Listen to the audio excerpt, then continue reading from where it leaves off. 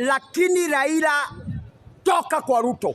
Mwanangu jali haina kinga, asaini hapo ni Mola Mwenyezi. Tutasoma sisi tu kwa magazeti, fulani ndio huyo tena ameenda, huyo siku nyingine fulani ndio huyo ameenda.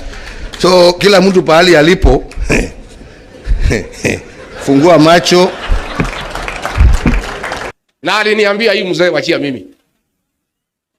Siku alikuwa anataka kwenda EU, nikamuuliza agenda yako na hii mzee ni gani? Anasema acha hii mzee nitapanga Hii mzee nitapanga kidogo kidogo, peleke EU nini nichukue ODM, and I can see it is happening. So wewe Bwana Tinga, you are listening to people who have experience with that man. Sababu wewe ni mzee wetu na uliumia, we want to give you a small tip.